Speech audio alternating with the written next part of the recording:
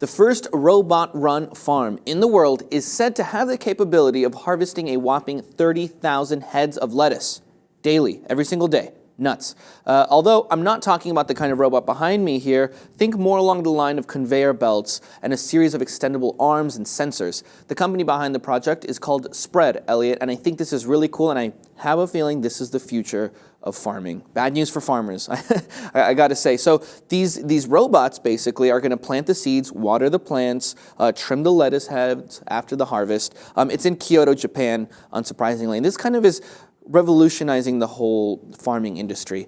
First off, obviously, the most obvious thing is indoors. So there's no natural sunlight. It's all LEDs, completely controlled environment. Wow. And the fact that it's so lucrative is really surprising. It's vertical farming, right? So it's smaller spaces, very dense on top of each other. So essentially, I think in the future, something that we could be seeing is huge farms sending out food to a lot of people in the middle of the city, in buildings, you know, in like office spaces. It could be anywhere. Mm-hmm.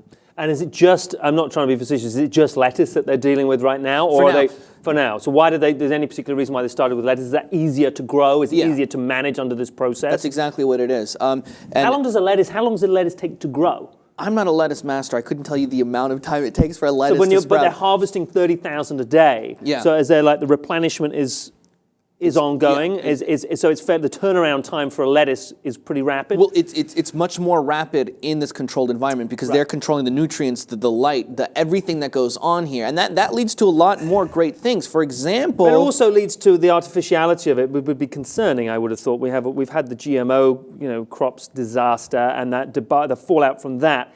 The cynic in me says that the fact that it's accelerated, it's kind of like getting your suntan from a sunbed rather than from the sun. Not that I tan, but is it safe? I guess is the question. Exactly, and it's actually, and that's a valid concern, and that was actually my next point, and it's actually the opposite. So we don't have to worry about GMOs, we don't have to worry about herbicides, we don't have to worry about pesticides because it's a controlled environment inside. We're not worrying about bugs and other bacteria that are going to eat up these plants and ruin the harvest. So it's actually safer this way, and then that can lead to a whole revolution of the way that we eat. Especially here in the U.S. is a perfect example of organic, healthy foods without herbicides, without pesticides, without GMOs are very expensive. And people who can't afford those things are just they don't have the access to that kind of stuff. So this could potentially change the game completely for a number of amazing reasons. Not to mention 98% of the water that's used is recycled and reused in these factories. Well, that's critical, and that would be a game changer, obviously, here, and particularly here in California.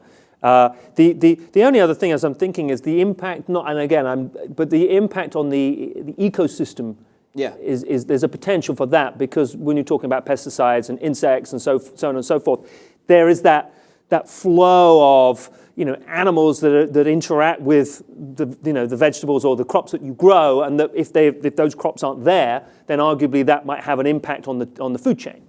Yeah, and then I start to think about a lot of other things. I mean, we're not quite there yet, but if we're going to talk about starting to grow meat in laboratories and stuff, people are already experimenting with stuff like that, all sorts of Frankensteinish steaks and stuff. So although we're in the infancy of that kind of stuff, this seems to be very close to becoming a reality for a lot of people, at least in Japan, 2017, next year. Spread has it only in Japan for now, but they're hoping that just in a few years, this mechanism will be applied to the entire world.